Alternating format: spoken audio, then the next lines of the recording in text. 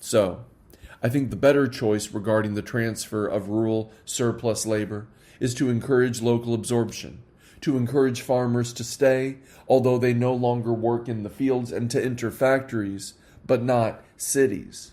In terms of direction, we should focus on developing big agriculture, promoting the development of mountain and sea-based resources, and encouraging the transfer of surplus labor in line with local conditions. To farm in farming areas, do forestry work in forested areas, fish in fishing areas, and herd animals in rangeland areas. Meanwhile, farmers are also encouraged to engage in part-time businesses such as transportation, food services, and garment processing. As the economy develops in poor areas, the development of surplus rural labor force will be a long-term task. We should make workforce development part of our economic development plan in those areas to ensure its sound and orderly progress. At present, we must conscientiously address 3 problems in workforce development. 1. Developing the surplus labor force and the closed nature of small farming economy. The transfer of surplus labor to factories and commerce shows the openness associated with flourishing production of commodities in rural areas. It goes beyond the closed operation of small plots, breaking free of spatial restrictions. This will certainly clash with the traditional thinking resulting from the small farming economy. For thousands of years, farmers have been confined to the land, self-sufficient but subject to the constraints of the natural economy, making it difficult for farmers to join in the life of the commodity economy. Some of them would prefer that the whole family live together on their small land, with their faces to the earth and their backs to the sky, rather than dare to explore new business opportunities. Some would rather confine themselves to the land than get involved in other economic cooperation. Some would simply farm for food and earn money to build a house, never thinking about producing more. These have seriously limited the scale and level of production, which in turn have impeded the development of the rural commodity economy. We must therefore free farmers' minds through education, do more to help them get rid of narrow old ideas, promote the new notion of reform and opening up, and enhance awareness of commodities, value, efficiency, and competition. Only in this way can we help release their unprecedented enthusiasm for work, open up a variety of job opportunities, and create good conditions for employment. 2. Organizing the surplus labor force and the issue of blind migration. The development of surplus rural labor is a systematic social project involving many aspects, and we must strengthen our guidance through planning and organization. Our existing regulatory system is ineffective, and we have virtually no idea about how, where, and when many rural residents have migrated. Such unregulated blind migration is likely to cause negative effects as the labor force moves. It is necessary that we plan and provide guidance for the movement of the labor force. First, we should offer guidance by providing information. Labor departments at the prefectural, county, and township levels can collect job information by reaching out to employers inside and outside of the province, and publicize such information in a timely way for farmers considering migration. Second, we should provide guidance on the establishment of business entities, following the policy of turning 4 wheels together, supporting coordinated development at the 4 levels of township, town, village, groups of households, and individual. Village enterprises and household industries can be set up by various means, including pooling of funds, issuing shares, and joint operations. Third, we should organize the surplus labor to engage in trade. In some townships and villages, farmers have already voluntarily formed purchase and sale organizations, and individual traders have emerged. But such scattered individual efforts by farming households have serious limitations, as they will have difficulty dealing with the changes in market demand. It is necessary for administrative and commerce departments at all levels to provide guidance and take proactive and effective measures to improve the level of organization for trade activities. For example, companies and services cooperatives can be set up as rural cooperatives or joint stock organizations to engage in diversified business. A coalition of businesses can undertake a coordinated chain process of production, processing, and sales. Purchase and sale cooperatives can play the role of a bridge connecting commerce and rural villages. Footnote 1. This bridge helps form a tighter relationship among commerce, purchase and sale cooperatives, and rural villages. End of footnote 1. To resolve the blind migration issue, we must also timely develop long-term plans and policies on the transfer of agricultural labor. With local realities in mind, we should strengthen control over the direction, volume, and speed of the labor flow, and use economic, legal, and administrative methods to manage the situation comprehensively to prevent adverse side effects. 3. The low competence of migrating rural labor fails to meet the high competence requirements of employers receiving them. The transfer of surplus rural labor into big agriculture is no easy matter, both in breadth and depth. This is because starting a business or joining the commodity trade business both require workers to have a relatively high education level. And the existing level of education among farmers is clearly not suited to this demand. So, we must tap the potential of surplus labor. This mainly involves work on two levels. The first is targeted pre-employment training, training existing surplus labor to become competent workers with needed knowledge and skills. The second is strengthened strategic training, making an intellectual investment by promoting vocational education at all levels, training specialized personnel, and turning surplus labor into the workforce needed for the future. In short, developing the rural labor force is not only what the farmers want, but also a prerequisite for the vigorous social and economic development of Ningda. Deng Xiaoping has pointed out many times that for rural areas to become well off, more than half of rural labor force would need to be freed up from farming to work in secondary and tertiary industries. We must conscientiously tackle this long-term and painstaking work, strengthen our leadership and coordination, and strive for steady, orderly, and rational development. How should we run education? February 1990. When we talk about education in Ningda Prefecture, there is first the question of how to assess it. Historically, we can be proud of our development of education since the founding of the People's Republic in 1949, and especially over the last decade. Before 1949, the area was a backwater, but now we have built schools, and it is not a novel thing for the children of farmers to attend university. But can we be complacent about it? I think not. As measured by the new concept of education, we must have a greater sense of urgency. What is the new concept of education? It is no longer to simply discuss education when considering education as in the past, but rather to link education to economic and social development.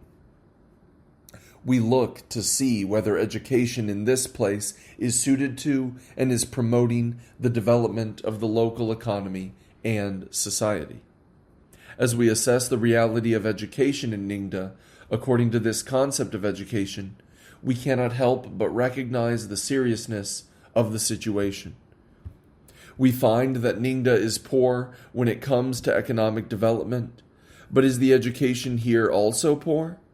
It is not a bad idea to view the problem as more serious than it actually is, because this helps to increase our sense of crisis and urgency. I have traveled around to quite a few villages and have seen a lot of humble school buildings, which leave me with a heavy heart. In conversations with rural officials and farmers, I gain an even greater sense of the urgency and importance of developing agriculture through science and technology, and using talent to develop our economy. Farmers are determined to become prosperous, but their lack of knowledge, science, and technology makes it difficult. We urgently await the rise of township enterprises and county-level industries. Unfortunately, everything is in place but for a shortage of talent. We should recognize that the slow economic development of Ningda means that we lack the money to develop education and have experienced tremendous difficulties in doing so. We should also notice that because we have been unable to develop education well, today we are experiencing the problem of a shortage of competent personnel in our economic development. In an essay, I once discussed the Matthew effect in education. It is more difficult to develop education in poor areas, but it is those very areas that need education the most. The less education is developed there, the poorer they become. Such a Matthew effect is actually a vicious cycle of reciprocal causation between poverty and ignorance. So we must view the problem of education from the high vantage point of economic and social development strategy. Ningda today is often described in 5 words: old, minority, remote, island, impoverished. In this reality, to build the soft environment urgently needed for opening up and developing the economy, we must make talent the most important part of our soft environment. Who heeds the hill's bare height until some legend grows around the hill? Who cares how deep the stream before its fame is writ in country lore? Footnote 1. Liu Yu Shi, 772 to 842, The Scholar's Humble Dwelling. Translator, James Black, The Open Court, Number 3, 1911. Page 187. End of footnote 1. Thriving talent means thriving science and technology and a thriving economy. The economy relies on science and technology, which in turn depends on talent, and talent relies on education. Educational advancement, technological progress, and economic revitalization make up a complementary, sequential, and unified process, the foundation of which lies in education. An ancient Chinese saying is very insightful. Respecting teachers and encouraging learning are the great foundation of a nation. Promoting virtue and cultivating talent are the first service of the government. Footnote 2. See Zhu Zhi Yu, Encouraging Action, in the collected works of Zhu Shun Shui, a native of Yuyao, Zhejiang Province. Zhu Zhi Yu, 1600 to 1682, was a scholar and educator in the Ming and Qing dynasties. End of footnote 2. We must adopt such a strategic viewpoint when considering problems, truly place education at the forefront, and strive to create a virtuous cycle in which education, science, and technology, and the economy support and promote each other. Some people say that our greatest challenge at present is insufficient financial strength to develop education. Of course, we must acknowledge the weaknesses of Ningda, but we can't fail to develop education here just because our region is poor. Nor can we sit there and wait until the day we strike it rich to discuss education issues.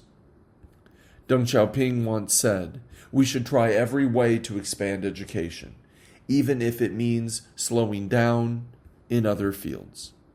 Footnote 3. Source of English translation, Deng Xiaoping. Science and technology constitute a primary productive force. In selected works of Deng Xiaoping, Volume 3. Translator, the Bureau for the Compilation and Translation of Works of Marx, Engels, Lenin, and Stalin, under the Central Committee of the Communist Party of China. Beijing, Foreign Languages Press, 1994, page 270. End of footnote 3. We must therefore be willing to take some time, expend some energy, and invest some money to develop education. It takes 10 years to grow trees, but 100 years to cultivate people. Footnote 4. See on the cultivation of political power in Guanzi. End of footnote 4. We can't have a wait-and-see attitude when it comes to education. Rather than arguing about whether we need better education in Ningda, we should get in gear to provide it. With the wrong starting point, we will end up taking the wrong direction. This also applies to our work in education. As we develop education here in Ningda, it can only be based on the reality of this place. We must be aware of at least 3 aspects of this reality. First, Ningda is a poor area, so education here is subject to financial constraints. Second, this area is primarily rural, so a large part of the education here should be rural-oriented. Third, education in Ningda is lagging behind in general, and many people here are illiterate. I believe that if our education efforts are based on these 3 aspects of the reality, we will follow a path more in line with the needs of Ningda. 1. Balance the relationship between quantity and quality and persist in the sustained, steady, and coordinated development of education. Since we have major financial constraints in education, we first need to follow basic national policies, create better conditions, increase investment, and ensure that the speed and scale of our efforts are both necessary and reasonable. We must also coordinate growth in quantity and adjustment in structure and improve both access and quality. Our specific objective is to build an education system that integrates basic education, vocational and technical education, and adult education. Basic education is education in general cultural and scientific knowledge and is the foundation of the entire education system. Although we talked a lot about basic education in the past, there is still not enough to go around, and we need to improve its quality. Vocational and technical education is for training a new generation of workers, as well as junior and mid-level technical personnel. As Lenin said, in raising the productivity of labor, the most reliable way to improve the production quality of workers is universal access to vocational and technical knowledge among the people. Naturally, vocational and technical education must meet the needs of Ningda's local economic and social development. It must be closely linked with helping farmers overcome poverty and achieve prosperity. In particular, vocational and technical education should focus on practice and not simply farming on a blackboard. We must teach students practical skills, enabling them to be production experts back at home. Adult education should focus on a broad range of on-the-job training to improve the skills and abilities required of employees. Adult education is not purely cultural and technical education, but rather a comprehensive political, cultural, technical, and management education to improve the intellectual, moral, scientific, and cultural quality of workers. There is a serious shortage of education funding in Ningda because of financial constraints. This reality will not change much in the short term. For the sustained, stable, and coordinated development of education, we must complement state-sponsored education with non-government resources. This involves engaging all stakeholders, raising funds from multiple sources, and increasing investment in education. We need suitable policies and measures on the proportion of county budgets that go to education and how non-government resources can be leveraged. We should place special emphasis on improving the effectiveness of our limited education funding. Each penny of investment should produce 5, 10, or even 100 times the output. 2. Adapt education to the development of Ningda's rural economy. Ningda is primarily a rural area, and the education must be imbued with rural flavor. Our goal is to have more workers who can use their knowledge to extricate themselves from poverty and achieve prosperity. For this purpose, we must integrate the development of basic vocational and technical and adult education. We should note in particular that since the contract responsibility system began, family operations have been the primary mode of production in rural areas. Farmers urgently need practical technologies and techniques that help them make money soon rather than whole sets of general theories. Skilled labor and junior to mid-level technical personnel are in popular demand for production and management. Some people may ask whether this is too pragmatic. No, it is not. What we are talking about is effectiveness. What we need is effective education for building rural socialism. 3. Focus on literacy work. We face the reality of a substantial illiteracy rate. Based on the 1985 census, 40.3% of the rural labor force in our prefecture was illiterate or semi-literate at the time.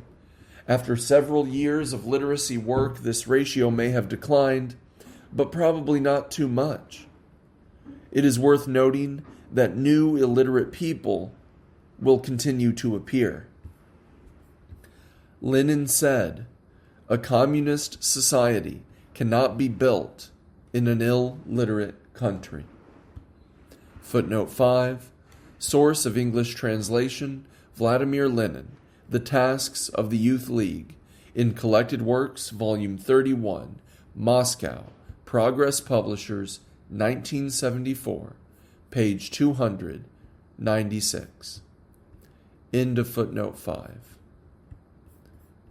Mass illiteracy means that many farmers can hardly acquire useful knowledge, technology, and management skills. As a result, they have very limited opportunities to achieve prosperity, while ignorant and backward customs sprout up and spread. Education in Ningda must therefore focus on literacy. Although this starting point is low, the work is essential. We cannot have an attitude that things will be the same with or without literacy work, or that it doesn't matter if we still have some illiterate people. We should celebrate this International Literacy Year with concrete actions.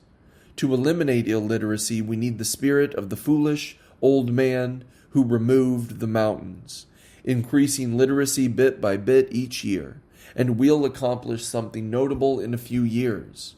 Our literacy policy is to closely link literacy education with teaching practical skills and helping farmers prosper. Such a policy delivers immediate results. Only when illiterate people understand why literacy is good for their own vital interests will they have the internal drive to learn to read. The path to developing big agriculture. April 1990. I once told a Fujian Tribune reporter that developing big agriculture is the path we must take to fundamentally lift Ningda Prefecture out of poverty. What is big agriculture? Big agriculture is multidimensional agriculture that develops in a multifunctional, open, and comprehensive manner. It differs from traditional, uniform, one-dimensional small farming that mainly concentrates on land cultivation. Small farming is a natural economy whose goal is self-sufficiency, whereas big agriculture is a planned commodity economy aimed at the market. To transition from small farming to big agriculture entails a major change in our ideas. First, we used to say grains are central, while now we say grains are the foundation of the foundation. Both sayings appear to be emphasizing the special importance of grain production, but actually, they are not the same. In the past, grains were narrowly understood as cereal crops such as rice, wheat, and corn. Now, when we talk of grains, we mean all food, and this broader concept of grains has replaced the old notion of grains being the center of production. Second, we used to talk about comprehensive development of agriculture, forestry, husbandry, sideline products, and fishery, but we overlooked their mutual relationships and mutual facilitation while pursuing economic benefits of each of these. Now, we are emphasizing all-round development. This advocates operating at an appropriate scale, focusing on unifying environmental, economic, and social benefits, seeing agriculture as a systemic project and maximizing overall benefits. The new notion of agricultural benefits has replaced that of individual economic benefits. Third, in the past, small farming sought to be self-sufficient, while now big agriculture is aimed at the market. It pursues the commercialization of agricultural production, and the concept of agricultural commodities has replaced that of the self-sufficient small farming economy.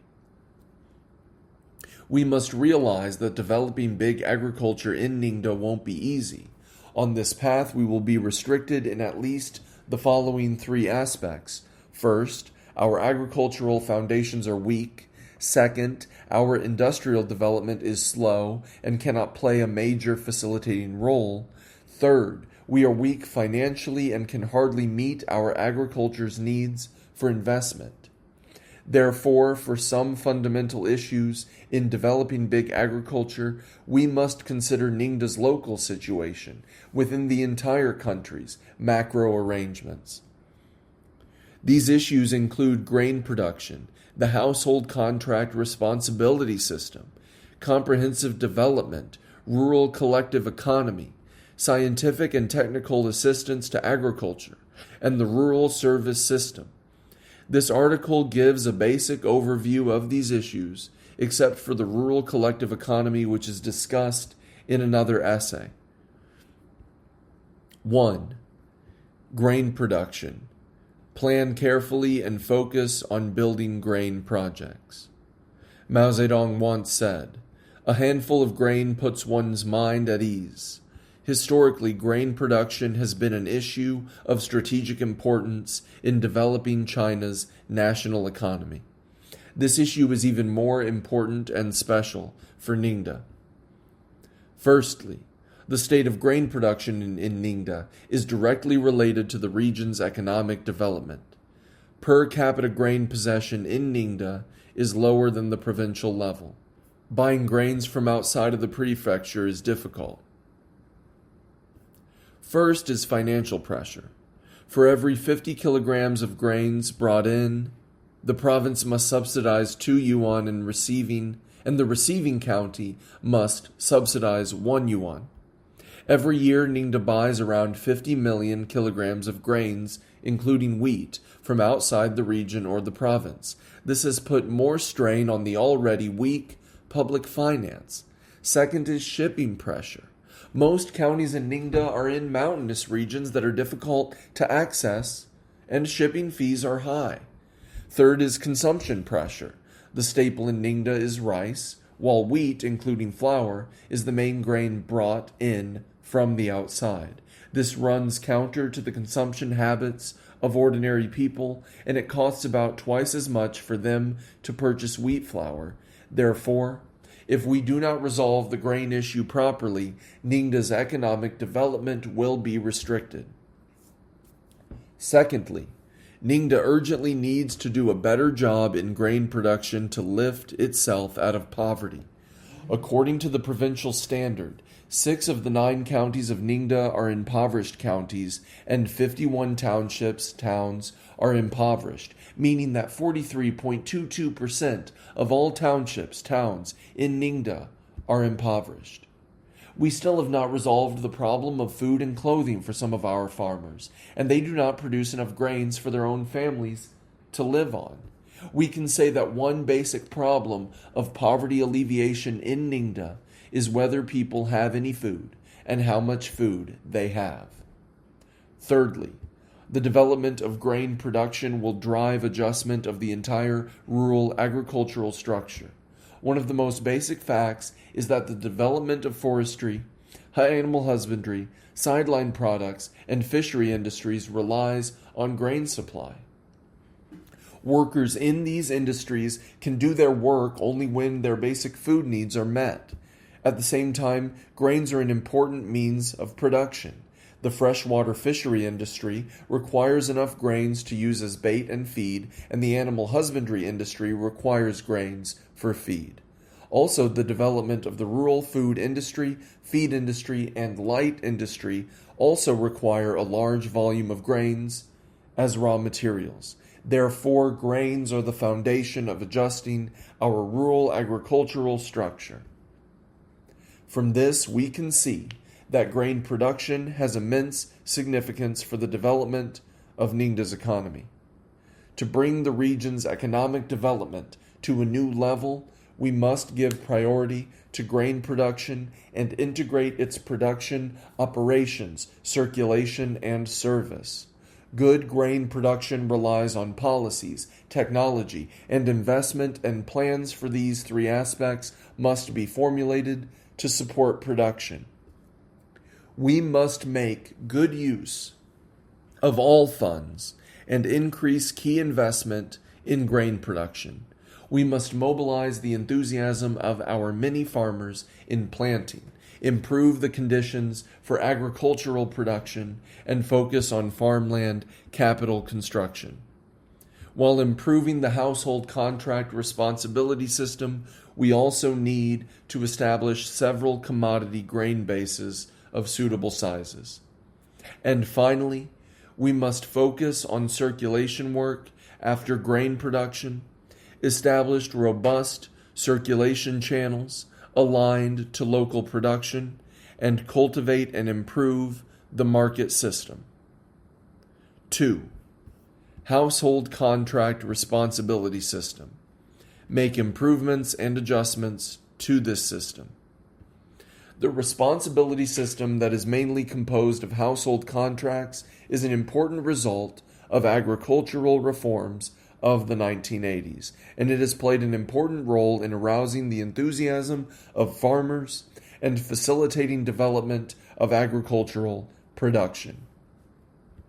The reason why many farmers in Ningda have such great enthusiasm and why the region's agriculture has made such great development is intimately linked to the implementation of the household contract responsibility system. But as agricultural productive forces developed, some problems emerged in the implementation of the household contract responsibility system. For example, production models on a small scale are not conducive to farming management, and farmers tend to be interested only in short-term development. While rural reforms have seen huge successes, there is still a great need for us to clearly analyze these problems and reevaluate and consider the household contract responsibility system in 2 regards. On the one hand, we must properly handle the relationship between unity and independence. Independence refers to production and operation units that are mainly households and making full use of the initiative of individual laborers in agricultural production, while unity refers to relying on grassroots rural organizations to help farmers resolve problems that their households cannot resolve themselves alone. Therefore, in essence, unity and independence are mutually related and not mutually exclusive. By stressing independence, we cannot exclude all forms of unity, and by encouraging unity, we cannot unequivocally deny the importance of independence. It is the combination of the two that constitutes the basic form of the socialist management system with Chinese characteristics in villages nowadays. Currently, Ningda must emphasize the stability of the household contract responsibility system. As for our prefectural party committee and government advocating for more unity in some places where services are weak, this does not mean piling everything together again, but rather means we must provide unified services to individual, rural households. On the whole, neither unity nor independence means renewed restrictions on productive forces, but instead means further releasing the potential of rural productive forces. It does not mean denying farmers the right to make their own decisions, but instead means making them act more effectively on their own decisions. On the other hand, we have to figure out how to continue stabilizing, improving, and developing the two-tiered management system of rural economic cooperation organizations. The household contract system includes the two tiers of household operations and unified collective management. These two tiers have mutually irreplaceable roles and features and also form an indivisible, organic whole. If we neglect the role of either tier, we cannot make full use of the overall benefits of the two-tiered management system. Based on the actual situation in Ningda, improvements can be made in both tiers, but on the whole, the initiative in household operations has been better mobilized than that in unified collective management. There are many factors hampering the functions of unified collective management, but the key is that the collective economy in some places is weak and does not have the strength to effectively provide service. I discussed this problem in my article, Build Collective Economic Strength in Townships and Villages to Alleviate Poverty. Therefore, we must focus on gradually building up the collective economy and continually strengthen the functions of united collective management. Of course, such a buildup will take some time and cannot be rushed. Ningda is an area of mountains and seas, and we must depend on such terrain to support us. We should organize production that exploits new resources and develop vigorous township enterprises with features unique to this region. In short, we must rely on developing production and not on taking away from the household economy to increase collective power. The purpose in strengthening the collective economy is in boosting the unity function of collective economic organizations. This requires us to, first, develop a unified plan for farmland capital construction to better use and manage technology, equipment, and facilities such as farm machinery and water integration. Second, we need to plan for a reasonable structure of production by following both the national plan and local situation when growing crops and other plants. Third, we should build a specialized and market-oriented services system for before, during, and after production, covering production, technology, the supply of materials for means of production, and sales of agricultural products. Fourth, we must manage rural reforms and development well to facilitate the stable, coordinated development of the rural economy and society. 3. All-round development of agriculture. advance agriculture on multiple levels and deep levels. Why do we need to discuss this problem? Some of our colleagues may believe that the comprehensive development of agriculture requires both technological advantages and large investments, things available in more developed agricultural regions. In other words, in an impoverished region like Ningda, with such a weak agricultural foundation, what power and energy is there for us to make use of? At the moment, let's not discuss prerequisites for the all-around development of our agriculture, and let's first answer this question. Does Ningda need to comprehensively develop its agriculture? On the one hand, Ningda's agriculture has mainly focused its energy on the management of farmland for a long time. On the other hand, it has untapped mountain and sea-based resources and product gaps that await development. Many technologies, varieties, and breeds urgently need promoting. Therefore, I believe that the all-around development of agriculture is not only necessary, but extremely necessary. To bring agriculture in Ningda to new levels and broaden the path for poverty alleviation in the region, we must focus our efforts on the all-round development of agriculture.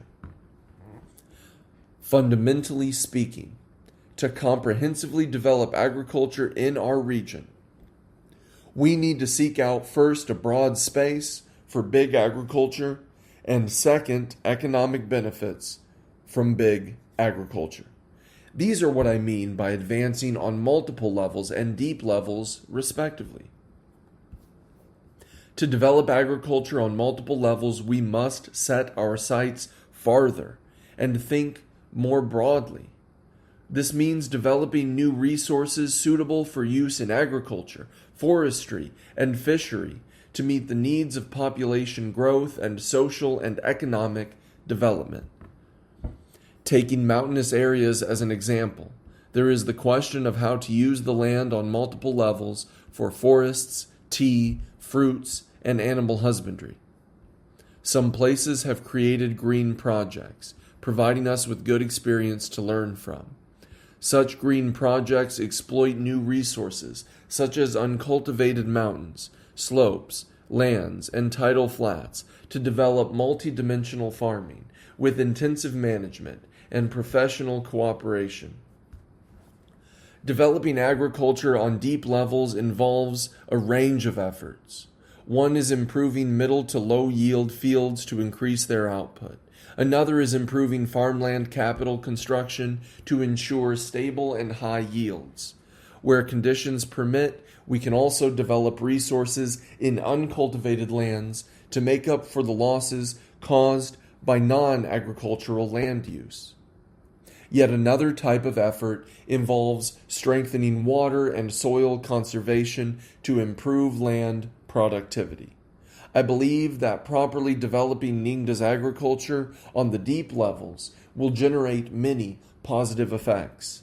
It will help to improve the imbalance in agricultural production, increase farmers' income, and improve their quality of life. If we develop agriculture well on deep levels, we can prove that Ningda holds enormous potential in agriculture, even though it is underdeveloped at the moment. Agriculture will change in 3 ways through its development on multiple levels and deep levels. First, it will gradually shift from development that mainly focuses on resource exploitation toward efficient production through technology and product development. Second, it will shift from quantity-centered production to production that focuses on quality, exports, and foreign exchange. Third, it will shift from small commodity production and circulation to mass quantity production and large-scale circulation. Developing agriculture requires large investments. Ningda is short of funding and weak in technology, and these are facts we face. However, we have plentiful labor resources, and when we combine them and put them to work, we will unlock huge potentials. Irrigation and water conservancy projects, improvement of smaller river valleys in mountainous areas, forest planting, and work relief projects all require a large labor force. Surveys have shown that labor accounts for 50 to 60% of total investment in agricultural development projects. Therefore, one feasible path for agricultural development in our region is the comprehensive development of land resources and labor resources under the guidance of necessary state investments. 4. Developing agriculture with science and technology. Guided by science and technology, supportive services are provided. Grain-producing products and all-round agricultural development, which I discussed above, rely on science and technology to make progress, improve resource utilization, and uncover potential. Given the state of affairs in Ningda, with its large population, small farmland area, and relatively insufficient natural resources, we must make it one of our basic policies to develop agriculture with the help of science and technology. We must take full advantage of developments in science and technology to increase the yield per unit in crop farming and animal husbandry, and form an agricultural production system with high output, low consumption, high quality, and high efficiency.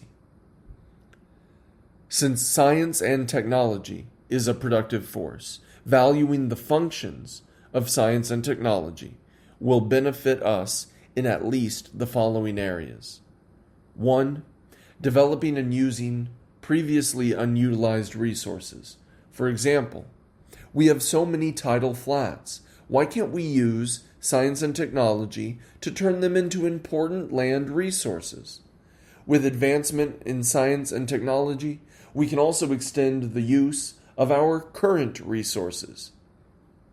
Such extension includes turning potential resource advantages into real resource advantages, turning resource products into resource commodities, turning initial processing of resources into intensive and deep processing, and turning one-time added value for resources into multiple added values. For example, Moso bamboo is one of our major resources. Instead of simply selling our bamboo as is, we can develop canned bamboo shoots and bamboo handicrafts and weaving products and realize comprehensive use and multiple added values. 2. More efficient use of inputs for production. This is prominently reflected in variety and breed improvement, cultivation management, and fertilization technology. First, new improved varieties and breeds can greatly increase yield, with other input factors remaining unchanged or slightly increased. Second, using advanced cultivation management technology can resolve production problems that were originally difficult to resolve and save on production costs. Third, advanced fertilization technology can greatly increase the utilization rate of fertilizer. 3. Expanding the sales market for agriculture and sideline products. Increased agricultural productivity combined with poor sales will only discourage future production. For example, some places have abundant resources for producing fresh and live products, but the local market is quite limited. So it is difficult to turn this resource advantage into economic advantage. If we can use packaging that preserves freshness to ship out fresh and live products, we will be able to expand our market. Furthermore, by using advanced science and technology, we can improve the quality of agricultural and sideline products and increase their market competitiveness. This is another area for expanding the sales market. 4. Improving the farmer's production level. When I was sent to work in Liangjiahe village in Yanchuan County, of northern Shanxi province. In 1968, we launched a village-wide biogas project. As simple as it was, the prospects of applying science and technology to rural life were made clear. I still remember the smiles on the faces of the villagers when they first saw that they could cook without firewood and light lamps without oil. Practice has shown that science and technology are closely related to politics. With good science and technology, resolving production and living problems, we gain support from the people. Developing agriculture through science and technology must follow a clear direction. For us, it is guiding with science and technology and supporting with services. This effort is not only the concern of agricultural and science and technology departments, but also a task for the entire party and all functional departments. Promoting big agriculture in Ningda must be guided by science and technology and supported by services. First, we must step up scientific research to bolster our science and technology capacity, further implement the policies that scientific institutions are allowed to do researches out of plans, and the management of scientists and engineers become more flexible, and organize a large team of science and technology personnel to conduct research in agriculture. Second, we must form business service entities with multiple forms, levels, and functions. Provide compensated services such as technical consulting, transfers, training, and marketing intelligence, and summarize and promote successful experiences in contracting agricultural science and technology groups in our prefecture. Third, we must establish and improve a rural 4-level science and technology promotion and service network, and hire agricultural technicians to join our rural technical teams. Fourth, we must act as an intermediary for the supply and demand of technical professionals, providing guidance to technical professionals to go to farms to work and contract with enterprises and other production projects in technology industries. Fifth, we must find funding for rotating training of applied technology teams in rural areas. We should also use agricultural schools to train farm technicians with technical secondary school degrees who are proficient in agricultural technology and will stay on and be useful in the villages, thereby cultivating a new generation of farmers.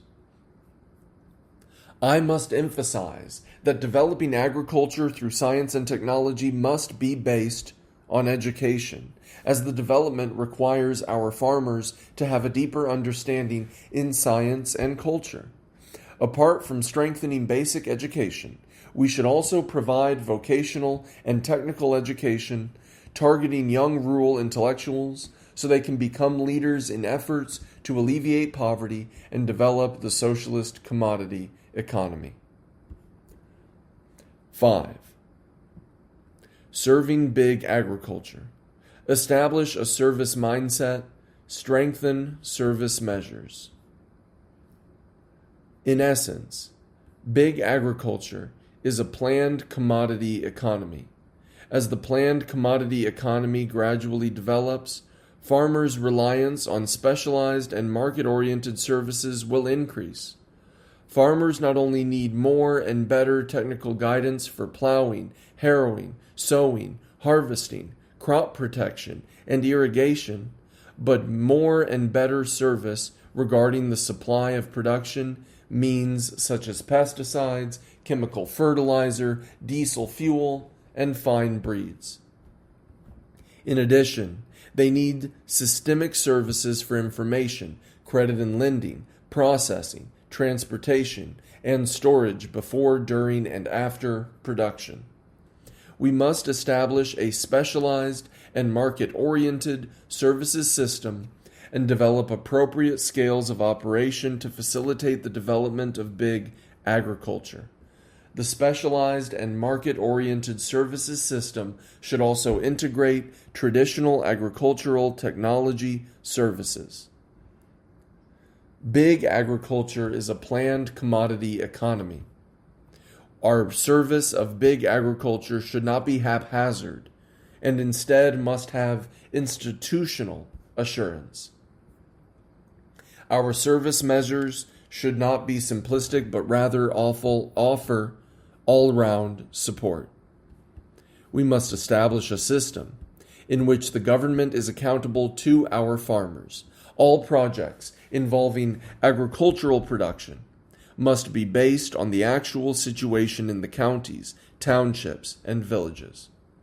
Clear targets must be established at all levels and confirmed in contracts and services covering the supply of agricultural production materials, technology, and funds must be provided to the people on the ground level.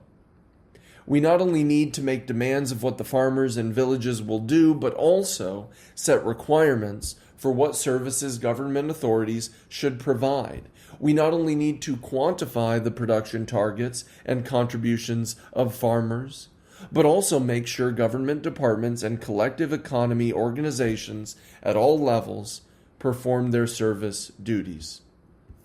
As long as we tirelessly mobilize all social forces available, bring all positive factors into play, and establish a specialized and market-oriented service system for agriculture, then big agriculture in Ningda will surely make major breakthroughs. Building collective economic strength in townships and villages to alleviate poverty. April 1990. 1. Not long ago, I was both pleased and worried while making a rural visit. I was pleased that many farmers had begun to lift themselves out of poverty, but I was worried by the weakening collective economic strength in townships and villages. I feel strongly that as we engage in poverty reduction, we must focus on increasing the collective economic strength of townships and villages.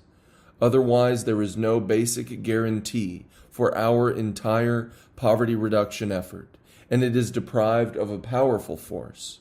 We even risk losing what we have already gained in terms of poverty alleviation. As far as I know, among our prefecture's 120 towns and townships, only 17% have annual funding of more than renminbi 300,000 for their collective economy. 61% have between renminbi 100,000 and 300,000, and 22% have renminbi 100,000 or less. Among our area's 2,083 administrative villages, only 5% have a collective economy of more than renminbi 50,000. 217, 10%, have between renminbi 20,000 and 50,000, and 1,761 villages, 85%, have only renminbi 20,000 or less. About half of the villages find it difficult to sustain even routine financial expenditures. The generally weak collective economy of townships and villages in Ningda Prefecture can be summarized in 4 points. First, our overall level is low. The average annual self-funding for the collective economy in the towns and townships of our prefecture are only about renminbi 100,000, and villages average only renminbi 10,000, both significantly lower than the provincial averages. As an example, Jianyang Prefecture ranks in the middle of the province in terms of economic strength. Last year, it required each of its townships and towns to reach a self-funding level of renminbi 1 million for their collective economy, and villages renminbi 100,000. Second, our development is uneven. Some of the more affluent towns and townships, including Fuding and Gutian counties, have renminbi 600,000 to 700,000 in annual self-funding, while the collective economy of the majority of towns and townships in our prefecture is extremely weak. Third, we have few revenue streams. Only a small portion of the self-funding for the development of the township and village collective economy comes from revenues generated by collective economic entities.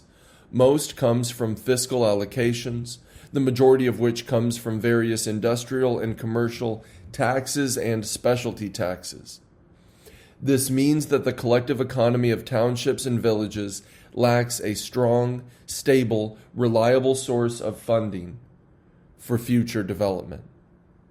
Fourth, we have insufficient capacity for sustained development. Few of our rural collective entities are starting up new businesses. Most are simply carrying on existing businesses. Many of their products and equipment will soon be out of date, and new projects are few. Why do we see such a weakening of the township and village collective economy? I believe that over the last few years we have neglected the accumulation and development of the strength of the collective sector in townships and villages in our guiding thought. We have not given the collective economy the position it deserves in our macro decision-making regarding poverty reduction. In particular, the distinction between unified management and simply piling everything together has not been well understood by some localities when implementing the household contract responsibility system. They relaxed the unity aspect, not unifying what should be brought together and dividing up what should have been kept whole. The result has been that the previous great uniformity of the communal era has turned into dividing up everything until nothing is left. They have gone from one extreme to the other. In some places, most of the collective economic strength accumulated since cooperatives began has vanished. What is left is not enough to be a foundation and driving force for development. Meanwhile, government departments have not provided strong administrative guidance or a correct policy orientation. For example, tax policies have been lax on individuals but strict on collectives, so the collective economy lacks the capacity for sustained growth. There has not been enough policy support and planning guarantee for funding, loans, and raw material supply. As a result, the operating mechanisms for the township and village collective economy are gradually withering away, while the pathways for enterprise development are narrowing. Some people say that, as long as farmers are able to be lifted out of poverty, it doesn't matter if the collectives become poorer. But we say that it is not right. In fact, it matters a great deal for the following reasons. 1. Increasing collective economic strength follows the socialist path and is an important guarantee for achieving common prosperity. The socialist system itself requires the establishment of an economy based on public ownership. The collective economy is an important part of public ownership and is the primary form of such ownership in rural areas. The non-public sector of the economy is a necessary supplement to the socialist economic structure, but should not and cannot become the dominant part of the economy. The collective economy is the foundation for the common prosperity of farmers and a material guarantee as they take the road to prosperity. The healthy development of the collective economy not only provides various services to farmers, it can also play a balancing role to prevent polarization. For example, when individual income is overly high in a particular industry or sector, we can appropriately increase the amount retained for collective undertakings to prevent a widening income gap. When some farmers are still unable to extricate themselves from poverty, although they work hard, the collective economy can then provide material support to them. 2. Strengthening the collective economy is the only way to revitalize agriculture in poor areas. Developing rural collective economic strength and revitalizing agriculture are interdependent and will sink or swim together. Developing our rural collective economic strength is bound to promote the added value of agricultural and sideline products, which will in turn facilitate the development of mountain and sea-based resources and improve the conditions for agricultural production. It will also speed up the adjustment of the agricultural production structure, spurring a continual increase in the breadth and depth of production in rural areas. 3. Strengthening the collective economy is a driving force for promoting the rural commodity economy. Developing the rural commodity economy depends on tapping the potential of family operations, which requires us to develop the collective economy continually and take full advantage of collective management. For example, we can implement contiguous area planting, which means planting major crops in a large, contiguous area on the foundation of existing family operations, which will improve farming quality and increase the effective output of the land. Having a sound, specialized, and market-oriented service system in rural areas is essential to developing the rural commodity economy. With a strong collective economy, we can provide effective services to household operations before, during, and after their production. We can also provide guidance for production that involves development of new resources, demonstrate agricultural science and technology, and coordinate family operations. By continually increasing our investment in agricultural production, we can also create better conditions for developing the rural commodity economy. 4. A strong collective economy provides a solid foundation for intellectual and cultural progress in rural areas. In recent years, we find that rural grassroots work is becoming increasingly difficult. The weak rural collective economy is at the root of our lack of vigor in grassroots work. A community without a strong collective economy is like a clay idol fording a river. It is hardly able to save itself. Without a strong collective economy, we are unable to undertake social welfare and social security programs in rural areas and cannot meet the people's cultural needs. Currently, in our prefecture, 200,000 square meters of dilapidated rural school buildings await repair, and in some villages the lights are not on. No broadcasts get through, and the phone lines are dead. We advocate bringing benefits to the locals with each term in office.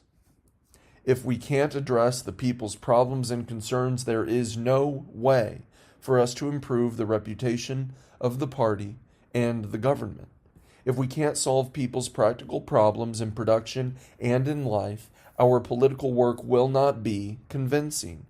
Only with the continual growth of the township and village collective economy can we provide the material basis for intellectual and cultural progress in rural areas, effectively undertake collective public welfare, improve education, and cater to the cultural needs of the villagers.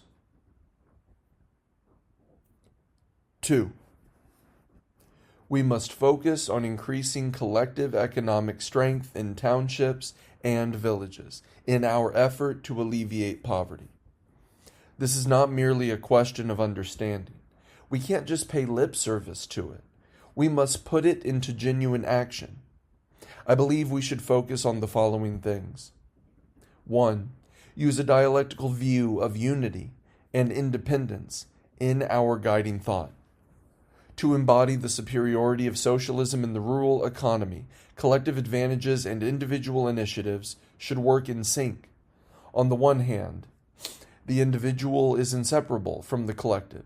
Through the collective, individual wisdom and strength are brought together to create a huge capacity for innovation. On the other hand, a collective is made up of numerous individuals. If we fail to mobilize the enthusiasm of the individuals, there will be no collective innovation. There is a dialectical relationship between the collective and the individual, or unity and independence. Each interacts, depends, and serves as a premise of the other.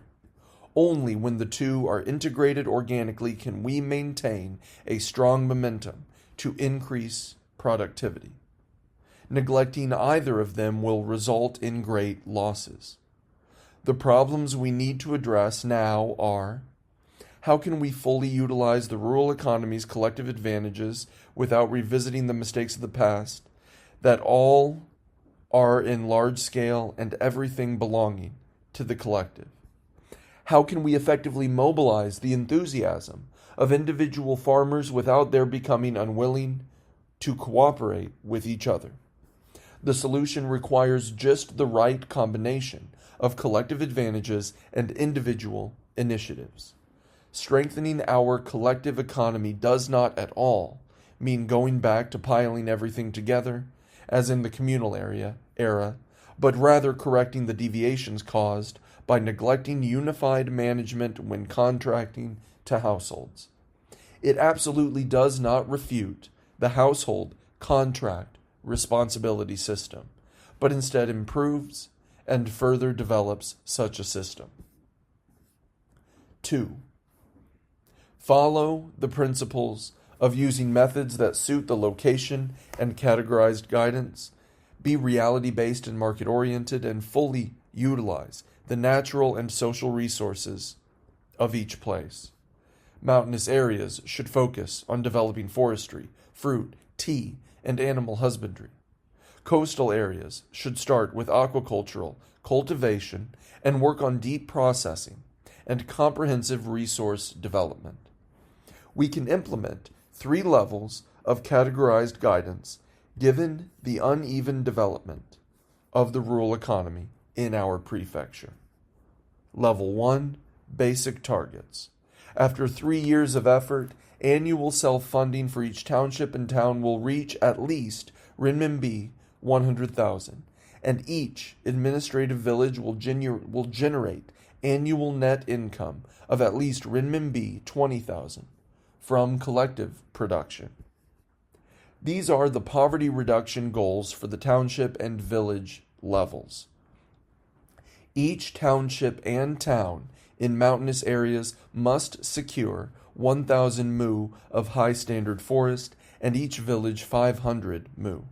For those townships and villages with a poor foundation, which are just beginning to develop new resources, each township or town should have at least 200 mu of forest, 100 mu of tea plants, and 50 mu of fruit trees. Each village should have 100 mu of forest and 50 mu of tea and fruit trees. Level 2. Mid-level targets. Each township and town that has an annual self-funding between renminbi 100,000 and renminbi 300,000 for their collective economy will increase the funding to between renminbi 300,000 and renminbi 500,000. Each administrative village with annual collective production income between renminbi 20,000 and renminbi 50,000 will generate between renminbi 50,000 and renminbi 100,000 in income in 3 years. These targets apply to a large number of townships and villages with varying local conditions. That means we must focus on tapping the potentials of and updating and transforming existing rural enterprises to enhance the benefits they deliver. We should also engage in new businesses, exploit new resources, and establish labor-intensive agricultural and industrial enterprises. Level 3. Higher level targets. Some townships, towns, and villages that have better conditions than others are relatively strong in terms of the collective economy. They should raise the bar for their goals and implement a plan in which, after 3 years of effort, each township and town will have annual self-funding exceeding renminbi 1 million for the collective sector. And in each village, the annual net income from collective production will reach at least renminbi 100,000. These places must also balance the relationship between consumption and accumulation, make good and flexible use of accumulated funds, and use multi-party financing to actively expand production. 3. Actively explore specific forms and ways to strengthen the rural collective economy. Currently, in addition to agricultural cooperatives and township and village enterprises, we also have collective and individual joint operations, collective and individual stock operations, individual stock operations, and joint operations, which are all primary forms of economic organizations in a collective economy. Examples include Yutong Village, Orchard in Fuding County, where shares are issued to investors from Taiwan and to those who have contributed land, labor, and intelligence. The cooperation between Fuan County's science and technology agencies and its townships and towns to develop integrated short and mid-term projects to exploit new resources. And Gutian County, where accumulated voluntary service days are converted to shares in the collective enterprises and setting up collective enterprises by joining families. These experiences are worth summarizing and sharing. I believe that we can boost our rural collective economy in the following 5 areas. First, townships and villages can establish various types of industrial enterprises based on available resources and market conditions. Second, government departments and enterprises can form partnerships with towns and villages to help them start up industrial and sideline production enterprises. Third, the majority of townships and villages shall continue to engage in farming, animal husbandry, and processing. Start up collective enterprises in forestry, fruit cultivation, animal husbandry, and aquaculture by taking advantage of local resources. And then engage in deep processing of products. Fourth, we should adjust unreasonable amounts retained for collective undertakings and fees charged to appropriate levels to accumulate more public funds. Fifth, for collective enterprises in forestry, tea planting, fruit production, and other businesses, we should resolve ambiguity and incompleteness in existing contracts, as well as contracts in which too little return is sought for the land contracted, in accordance with the economic contract law. 4. Establish and improve mechanisms for accumulation and investment. With regard to accumulation, we must first improve the land contract responsibility system and gradually implement compensated land contracting so that all funds to be retained for collective undertakings will go into the public reserve. Second, we must improve specialized contract regulations and gradually solve the problems of low contract rates and declining collective income. Third, we must develop better contract goals for collective enterprises and progressively introduce collective contracts or comprehensive risk collateral contracts. Fourth, we must implement a comprehensive plan for retaining funds for collective undertakings, where a reasonable retaining proportion is determined based on the net income of individual farmers in forestry, animal husbandry, sideline production, fishery, industry and commerce, construction, transport, and services, and the retained amount goes to the collective as a public reserve. Fifth, we must take full advantage of our abundant labor force to increase the accumulation of labor input.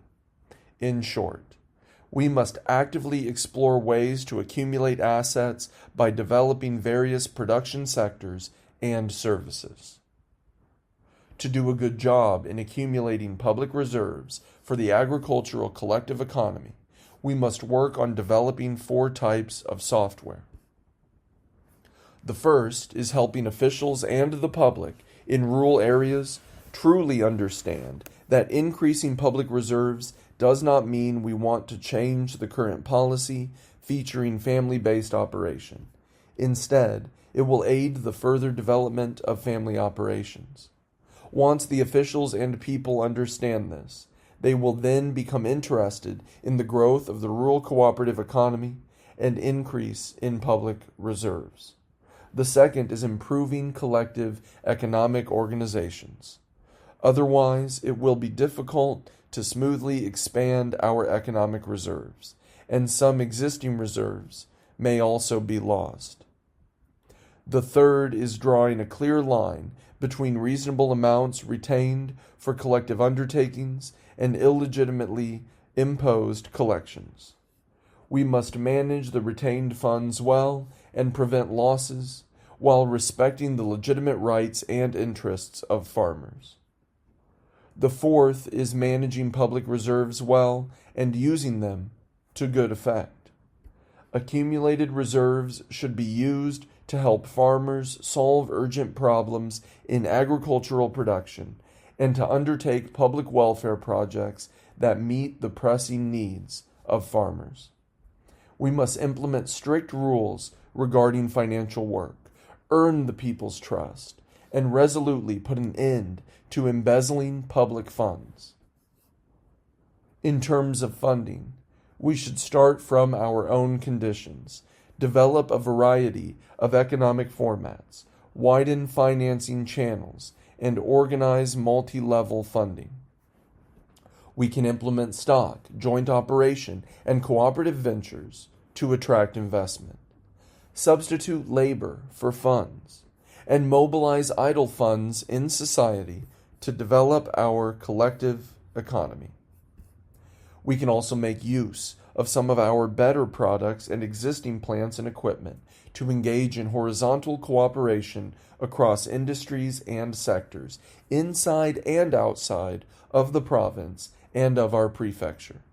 We can attract investors based on the principle of mutual benefit and using dividends, product compensation, and other methods. At the same time, the departments involved at all levels should do their utmost to constantly improve investment mechanisms. The investment in agricultural from prefectural and county treasuries should increase year by year, and a certain amount of working funds should be allocated to support township and village production projects that exploit new resources. We should make sure that a significant proportion of township and village self-funding and the after-tax profits of their enterprises will go into reserves that support production. One positive factor is that favorable terms in our poverty alleviation policy will remain unchanged for 2 more years. We should direct a major portion of poverty alleviation funding to supporting township and village collective enterprises. Civil affairs bureaus ethnic affairs commissions, old revolutionary base area offices, and other departments must provide necessary funding and other support for the development of the collective economy in townships and villages. Credit departments must ensure the flow of funds and adjust the structure and direction of funding to vigorously support the development of rural collective enterprises based on the principle of encouraging growth in some sectors and discouraging growth in others, and giving merit-based support. 5. Implement preferential policies to create a favorable external environment for strengthening the collective economy in townships and villages. That includes providing concessions to rural collective enterprises on taxes, loans, funding, and raw material supply to facilitate their development. Areas where conditions permit should actively set up collective economic development funds. 6. Strengthen leadership and improve rural economic organizations to promote the development of the rural collective economy. Party committees and governments at all levels should elevate the importance of this work and place it on their key agendas. Leading officials must personally supervise work in this area and appoint a ranking official to be responsible for carrying out specific planning and implementation work.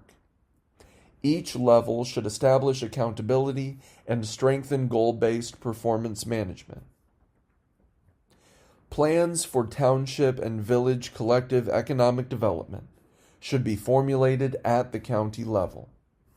Based on their own strengths, each should establish development objectives, strategies, and measures that are specific, proactive, and feasible.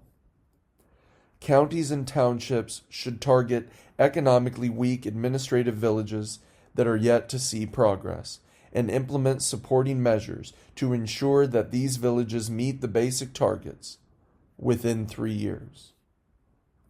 At the same time, they should strengthen industrial planning and management, adjust the industrial structure, and prevent the unregulated projects, unchecked construction, and redundant investment. It is necessary to improve management relations and strengthen the functionality of organizations. We must strengthen leadership team building in townships and villages and focus more time and effort on rural economic development. First, township and town economic commissions should be established as sub-township level agencies to be responsible for economic development planning and management in their respective township or town, coordinate rural enterprises, and serve the township and village economy. Members of the economic commissions can primarily be from Office of Township Enterprises, with the addition of some transferred or recruited officials. Second, we must build up village-level leadership by attracting ambitious, entrepreneurial, educated, young party members and other able people to serve at village party branches and village committees. We can also send determined, competent, and hardy young party and government officials from the prefectural, county, and township levels to work at the grassroots level to strengthen leadership on their economic work. Third, we must solve the problem of compensation for rural officials. In addition to the normal allowance for village officials, each county can progressively implement a pension insurance system as their financial resources allow. Fourth, we should recognize and reward leaders of township enterprises who have made outstanding achievements. We must honor our previous policy commitment that village officials will share a bonus equivalent to 30% of the net income in excess of the baseline of the village economy, and 5 to 10% of the net income in excess of the baseline of a township or town enterprise will be used as benefits and rewards for workers and staff.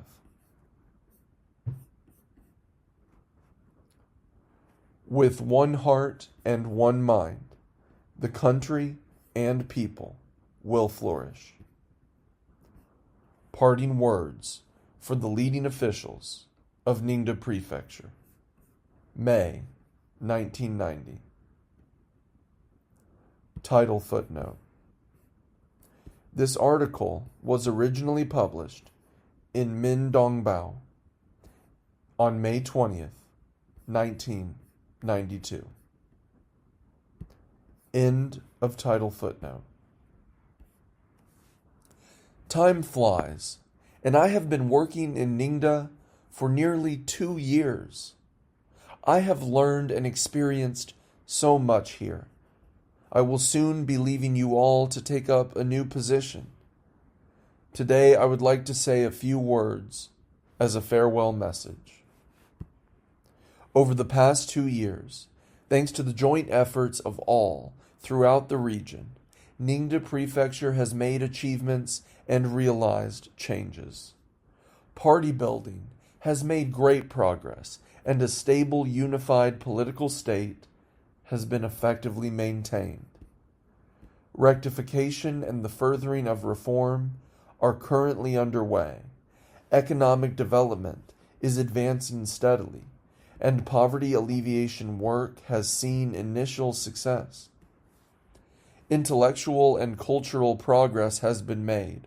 All levels of party committees have paid close attention to social governance issues, and effective measures have been adopted. There have been heartening transformations in work practices and methods, and it has become a common practice for leading officials to go among the people at the grassroots, to publicize the party's policies, make investigations, reply to people's complaints, and solve problems on the spot. These changes in Ningda must be attributed to the party guideline, principles, and policies adopted since the third plenary session of the 11th CPC Central Committee. This is the main reason for the changes, and our achievements would have been impossible without the sound leadership, attention, and support of the Provincial Party Committee and government. They are also the results of the hard work of my colleagues here and people throughout the prefecture, built upon good foundations laid by past prefectural party committees and government leaders for all levels of authorities throughout the prefecture. As a party member and leading official, I simply did what duty required of me. Hereby, I would like to express my heartfelt thanks to and sincere respect for the leaders and staff members at all levels throughout the prefecture, retired colleagues, officers and men of the garrison troops, and all the hard-working officials and people throughout Ningda who have shown understanding and support for my work. Admittedly, the economy of Ningda is still fragile. Its basic industries still have a long way to go. Its infrastructure is incomplete. Its deficit remains high. Poverty alleviation work is yet to be brought to new levels. Party building still suffers from some weak links. Clean governance work awaits further strengthening. Social governance faces serious challenges. Some destabilizing factors remain a concern. This tells us that we still have a lot of work to do in Ningda. With a long road ahead, all of us must keep putting our noses to the grindstone. What should we do when faced with difficulties? What attitude should we have? Do we turn tail in the face of danger? Or do we boldly advance despite knowing the challenge and welcome what is to come ready to give it our best? This is a question worth our earnest consideration. I believe that hardships and difficulties cultivate strong will and character. And when selecting officials, we need to look at what kind of difficulties and challenges they have overcome. Therefore, we must not humble ourselves unduly and lose confidence. While not ignoring the problems and difficulties, we should also see the light and hope ahead. We must see the strengths of Ningda and favorable conditions for resolving our problems. We have the right leadership of the new Party Central Committee headed by Jiang Zemin. We have the continued attention and support of the Provincial Party Committee and government. We have the foundations built by 40 years of work since the founding of the People's Republic.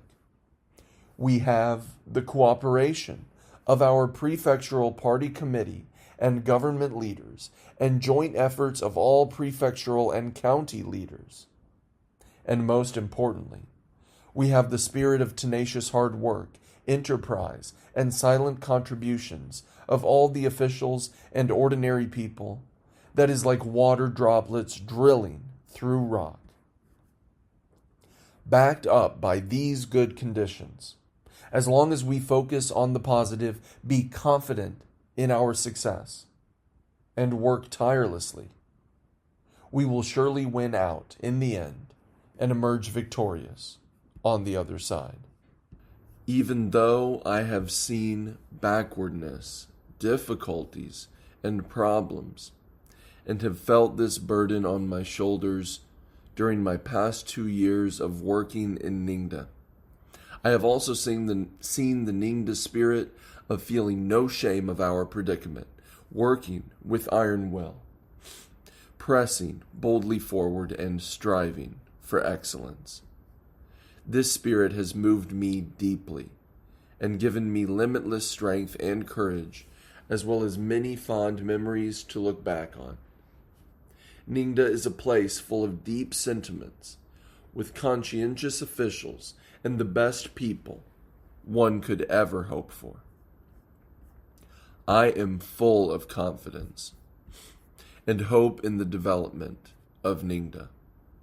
With one heart and one mind, we have spared no effort to make this region and its people prosper, and we have no reason to not want to keep on improving it.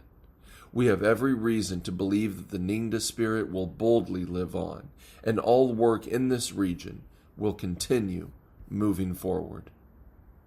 I have often reflected during the past 2 years of work, and I often discussed issues of developing Ningda with my colleagues. I have learned that to do our work well, we must keep in mind the following: cherishing our stable situation. Only in peace can we make a country thrive and its people prosper. Turmoil will bring disasters. The ups and downs of the past 40 years since the founding of the People's Republic has shown us that stability is hard fought. Without a stable political and social environment, we will not be able to advance our great causes of building the economy and the 4 modernizations, or even complete the most basic task. Footnote 1. The 4 modernizations refers to the modernization of industry, agriculture, national defense, and science and technology. End of footnote 1. The achievements from reform and opening up in the past decade will all be washed away. As the old saying goes, worry about danger when there is peace, then danger will never come. Worry about disorder when governing, then disorder will never come. Footnote 2. See Song Chi, Terse Remarks. A native of Yongqiu, modern Minchon, Henan Province, Song Chi, 998 to 1061, was an official, writer, historian, and poet of the Northern Song dynasty. End of footnote 2. When the nation is calm, we must not forget that there are still dangers out there. This will give us the ability to remain disciplined in the face of danger and deal with the unexpected with full composure. In our region, we urgently need to deal with industrial decline and enterprises halting all or some of their production. There are still some major issues in social governance that have not been fully resolved, and some people are still mired in the leftist thinking or worship of absolute freedom. There are still some people without enough food and clothing in impoverished villages, and certain work units have still not put an end to the harmful trends of using their authority for profit and engaging in corrupt behaviors. These are all factors that affect stability in our prefecture, and all levels of leaders and departments must pay close attention to them and take up active, effective measures to resolve the problems. Even though our region's economy still lags behind other places, we can bring about fundamental changes to Ningda if the overall situation maintains stable, and if we work relentlessly in unity towards our goals. The party is the core force to lead our causes, and intellectual and cultural progress is an important assurance of building socialism. History has proven that just as the party brought life-changing liberation to the people of Ningda, we must also follow the party's leadership if we want to lift the people of Ningda out of poverty toward prosperity. Over the past 2 years, we have achieved some success in party development and clean government building, but these are far from enough.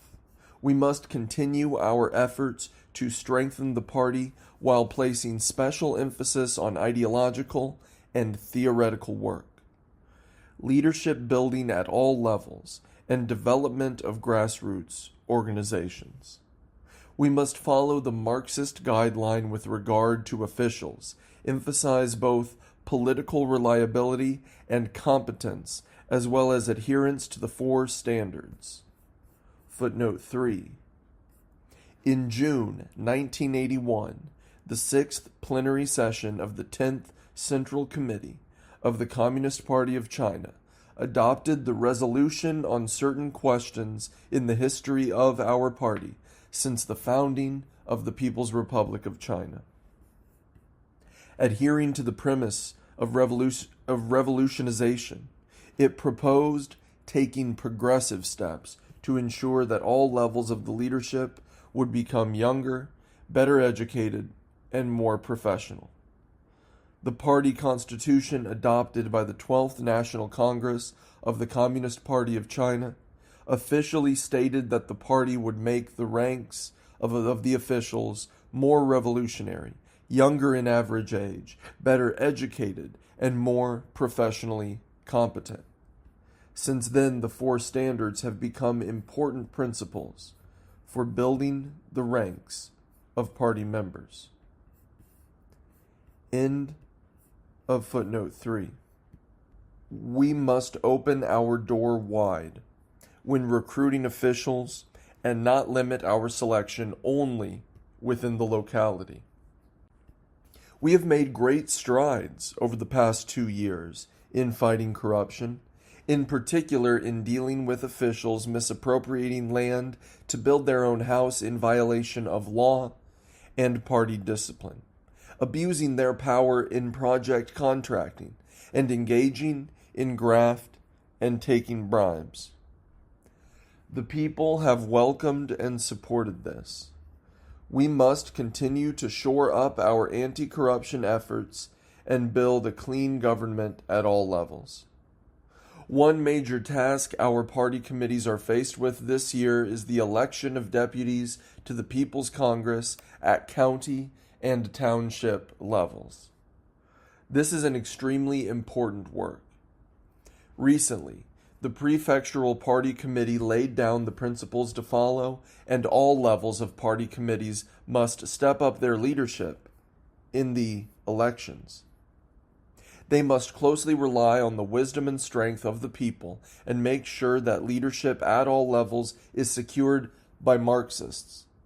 During this period of time leading up to the election, our current officials must remain committed to their responsibilities, focus on the greater picture of the revolutionary cause, serve organizational needs, and work with composure.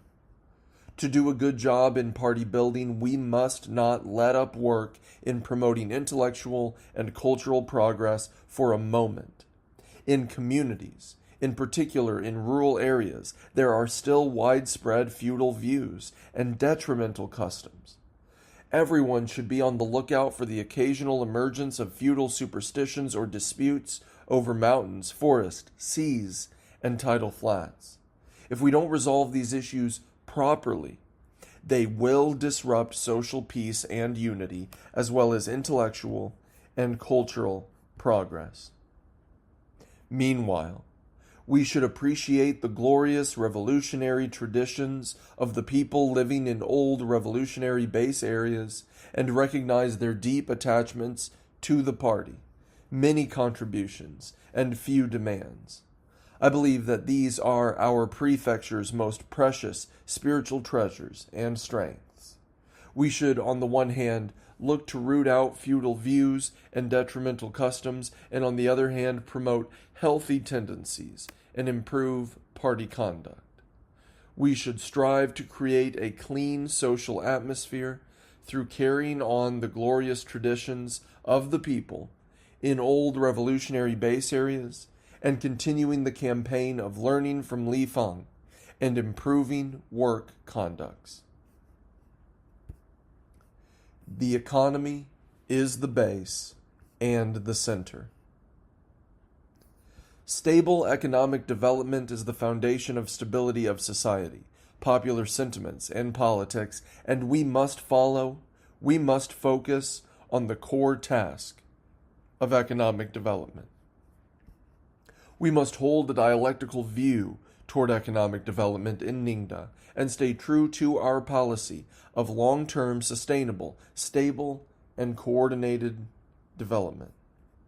We must both see the achievements we have made these past few years and recognize the many detrimental factors restricting economic development over the long term.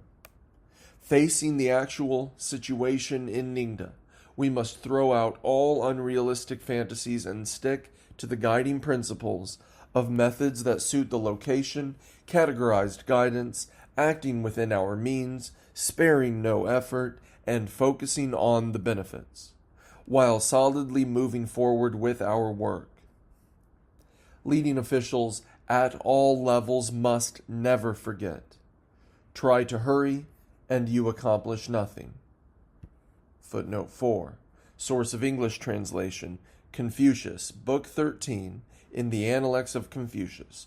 Translator, Burton Watson, New York, Columbia University Press, 2007, page 91. End of footnote 4. And going too far is as bad as not going far enough. Footnote 5. Source of English translation, Confucius, Book 11, in the Analects of Confucius. Translator Burton Watson, New York, Columbia University Press, 2007, page 74. End of footnote 5. We must overcome the urge to rush ahead and restrain actions for quick, short-term benefits in economic development, and instead make persevering, long-term efforts. Within the greater national rectification effort, economic development in Ningda requires sound assessment of the situation and timing, as well as a clear direction. We should give priority to two basic segments, agriculture and infrastructure. Focusing on agriculture in economically underdeveloped areas is a precondition to poverty alleviation, and it has fundamental significance for rural economic development. Agriculture is an advantage of Ningda. Our prefecture depended on agriculture in the past, and its future will depend on comprehensive agricultural development. Ningda enjoys a rich endowment of mountain and sea-based resources, but we have not developed them enough. We must properly develop these resources as they have major, far-reaching significance. Last year, our region made great achievements in forestry work. We should solidly build on these achievements. With a few years of hard work, the mountains of Ningda will be even greener. The water will be bluer, and the people will be more prosperous. Ningda's industry will only grow powerful with comprehensive development of agricultural resources and robust growth of a processing industry that adds value to local resources. During this period of rectification, we should adjust the industrial structure and build a solid foundation for enterprises to thrive on. Crumbling infrastructure has already become a problem, choking economic development in Ningda. Poor transportation and energy shortages not only make it more difficult to get new projects off the ground, but also deny us from making full use of current production capacity. Therefore, we must give sufficient attention to building strong infrastructure, improving the investment environment, and creating the necessary conditions for industrial and agricultural development in Ningda, and further opening up to the outside world. The people are the driving force in the development of human history. The 6th plenary session of the 13th CPC Central Committee recognized that the party and government must maintain close ties with the people to solidify party rule and guarantee the country's long-term stability. Looking back at history, no one has come to rule China without the support of the people. The ancient saying goes, good rulers love their people as parents love their children and brothers love each other. They feel sorrow when the people are cold and hungry and distress at seeing their hardship and suffering. Footnote 6, C. Liu Sheng, 77 to 6 BC, The Principles of Government in Garden of Persuasions. End of footnote 6. The ancients already knew this over 2,000 years ago. Why shouldn't we communists? The nature of the CPC determines that all levels of party officials are servants of the people. They must maintain close relations with the people, as the party's aim is to serve the people wholeheartedly. The people are the source of the party's power, and the mass line is our party's basic work line. Therefore, we have no reason to depart from the people. Only when we trust the people, rely on them, and care about them, will we gain their understanding and support, and will our causes win out in the end. As Lenin said, victory will belong only to those who have faith in the people, those who are immersed in the life-giving spring of popular creativity. Footnote 7. Source of English translation, Vladimir Lenin. Meeting of the All-Russia Central Executive Committee in Collected Works, Volume 26, Moscow. Progress Publishers, 1977, page 293. End of footnote 7. In recent years, some of those with weak wills within the party have not been up to the task of governing, reform, and opening up. Corruption has crept up on us and spread, and bureaucratism has emerged, and to differing degrees this has weakened the party's intimate relationship to the people and has eroded the people's trust in the party. It has even allowed our enemies to sneak their way in. We must learn from these alarming facts and recognize the importance of maintaining an intimate relationship with the people. There is even greater practical significance in Ningda to improving working practices and keeping close ties with the people. Because conditions are poor in many regards in Ningda, we are faced with many difficulties in grassroots work, and the people live hard lives. This requires us all the more to understand the situation on the ground level. Check in on the people to see if they are suffering in any way, and help them resolve their practical problems. Last year, we engaged in the 4 grassroots initiatives and made some achievements that were welcomed and praised by the people. We must continue our efforts in this regard and explore new and more effective ways to connect with the people. Unity is power. The key to whether a local economy can be developed and whether the people are content in their lives and work lies in whether the local leadership team is effective. The effectiveness of this leadership team comes from the unity and collective power of its members. Unity here refers to harmony in mutual coordination and cooperation.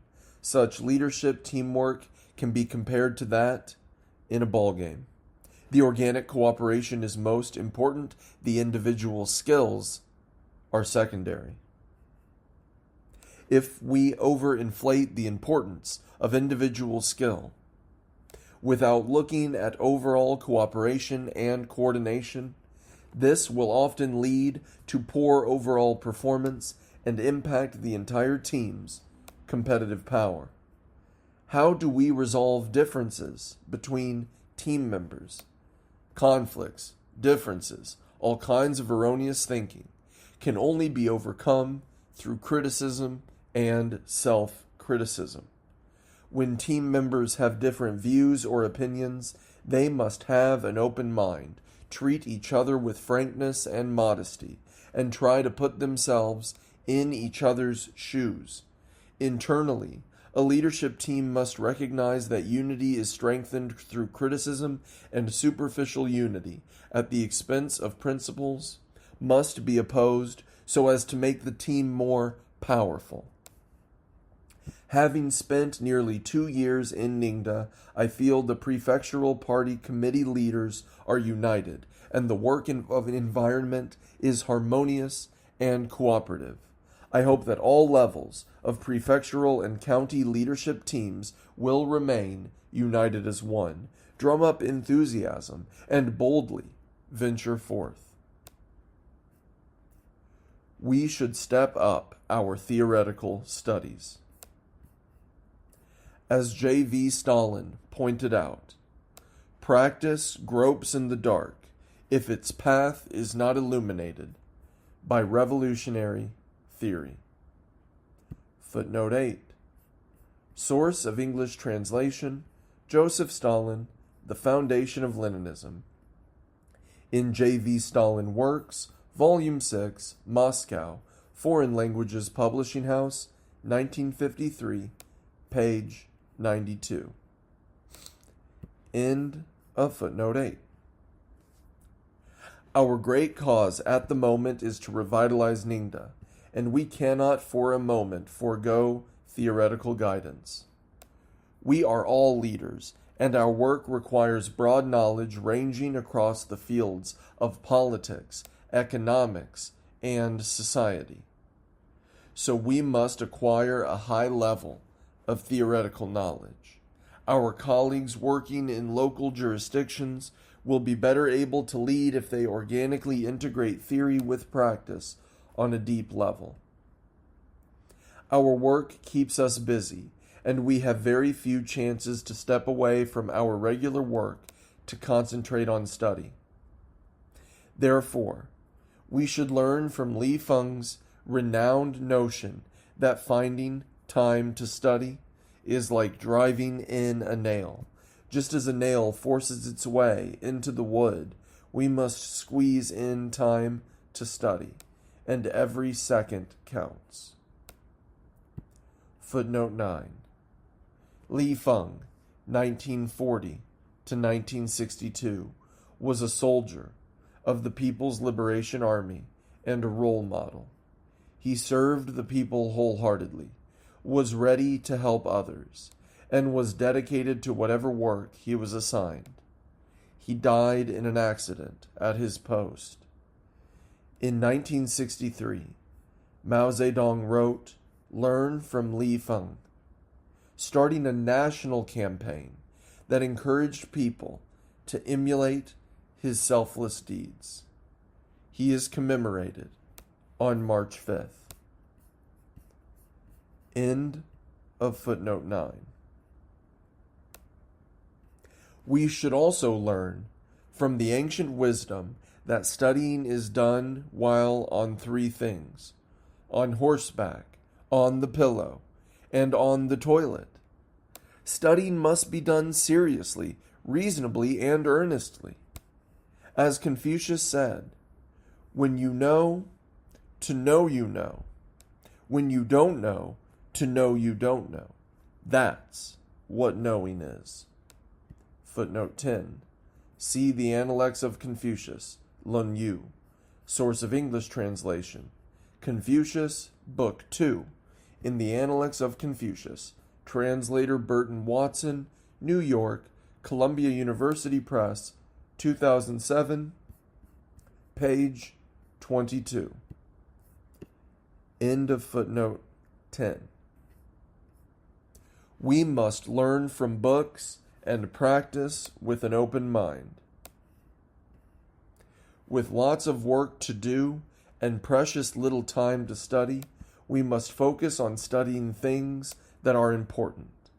The times call on us to study Marxist-Leninist theory because Marxism is a summarization of the experiences of the international workers' movement.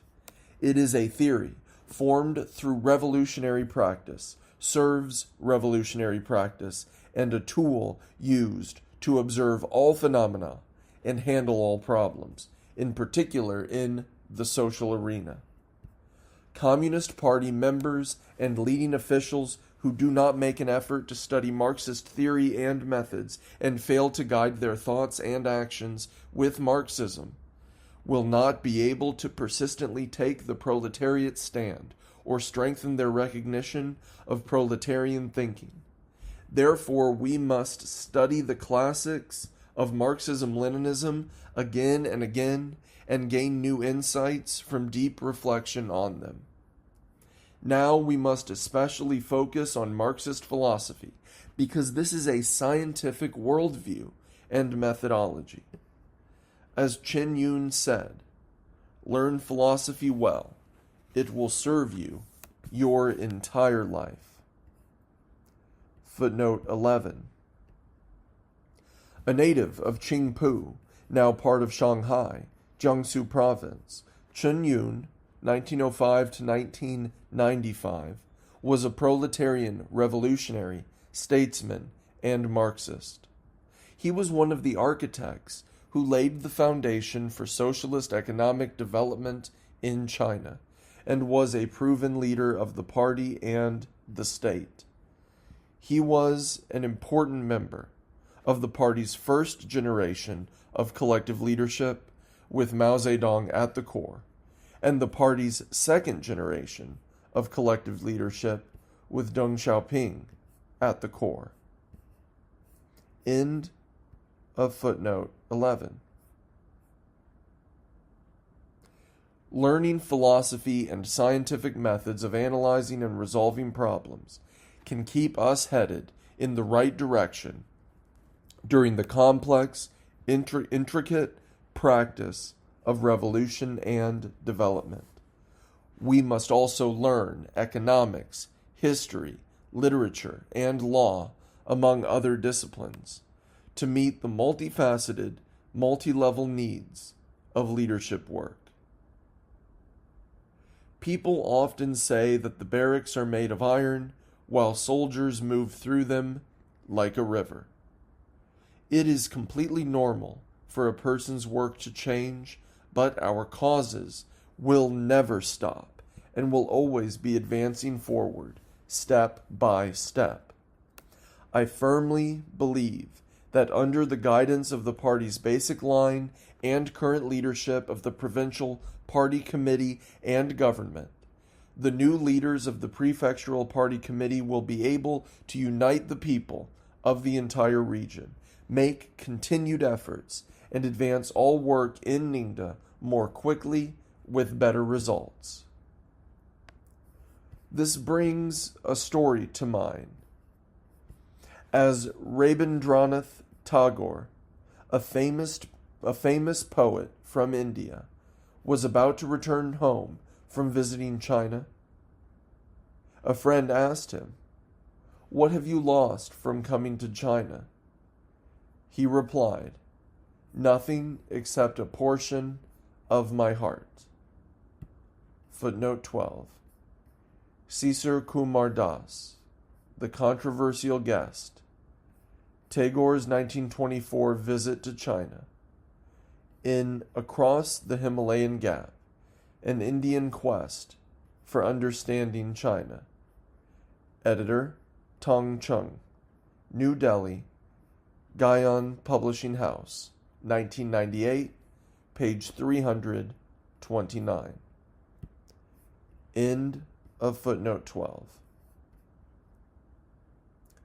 I have the same sentiments here. Even though I am about to leave Ningda, a part of me that loves this place will stay here forever. After I leave, I will still check in on how things are going here and keep doing my part to help out development in Ningda. Every positive change that comes to this place will bring me incomparable joy and comfort. I sincerely hope that Ningda will have a better tomorrow. I earnestly believe that Ningda will have a better tomorrow.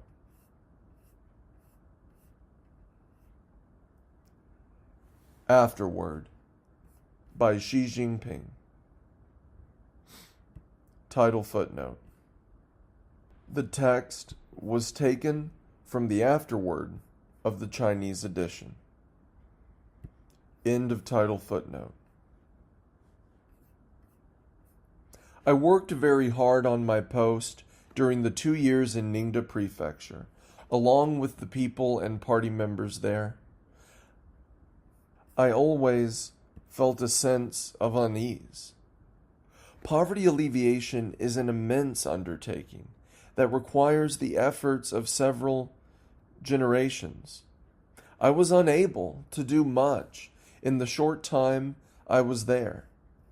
In the preface to this book, Xiang Nan wrote, "I always regretted not being able to help Ningda Prefecture more than I wished to at the time."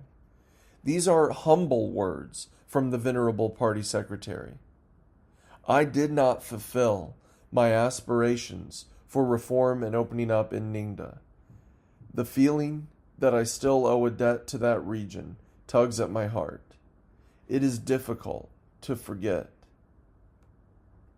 In this book, I have humbly ventured to offer to the public speeches and articles from my time in Ningda. This is in part an attempt to pay back my old debt. During these active years of reform and opening up, when the country has been undergoing intense changes, people have rarely recorded their speeches and tended to write under pseudonyms out of fear that future readers might question their wisdom. Admittedly, against a future that will surely be very different from now, thanks to the reform and opening up, what we say, write, and do today may seem to be far from perfect. The past is history. There is no need to harbor regrets. Time is like the passing of a white colt glimpsed through a crack in the wall. Footnote 2. Source of English translation: Zhuangzi, Knowledge Wandered North, in the Complete Works of Zhuangzi. Translator: Burton Watson, New York, Columbia University Press, 2013, page 181. End of footnote 2. Once it is past, time cannot be recovered. We are in the midst of great changes brought about by reform and opening up. Everything should be viewed with a critical eye to determine whether it will spur faster development. Anything that does not pass this test should undergo reform. One day, we may make more interesting remarks, write more beautiful prose, and do more magnificent things, but this is today. This is where the future begins. In this book, I have provided a partial record of my thoughts and actions while working in Ningde. It is my hope that they will serve as raw materials to support poverty alleviation and other worthy causes in the region. Perhaps future generations will find some meaning in this book. They can review our explorations, ponder our experiences, learn from our failures, and avoid our mistakes. The good news is that I expect this book to be forgotten. That would mean that our society has advanced quickly. China lags behind developed countries in some areas. I will leave it to the historians to explore the reasons why. The people are interested in more urgent and practical matters. Working hard to strengthen the country, they have made a thriving and prosperous China their mission. They are dedicated to helping China escape from backwardness as quickly as possible, and want to ensure that China will soon stand among the ranks of developed nations. In order to achieve these goals, everyone must agree that developing the economy is our political priority. The 29 articles with 100,000 Chinese characters that constitute this book touch upon various aspects of different issues, but they all revolve around one theme: developing the economy. When the third plenary session of the 11th CPC Central Committee was convened 10 years ago, it proposed that the focus of party work should be redirected toward building the economy. Since then, we have faced hardships and had ups and downs. We have made progress, experienced setbacks, and explored alternatives. Many people never fully understood that developing the economy is on top of our political agenda. They never could shift their thinking. After reforms were put into practice, however, the proof could not have been any clearer. The superiority of socialism is most fully manifested in the liberation of productive forces, the rapid building up of our national strength, the great improvement to people's lives, and the increased contact we have with the outside world. China's success can be attributed to our early emphasis on the importance of developing the economy, our determination to take quick action, and our foresight to firmly establish industries.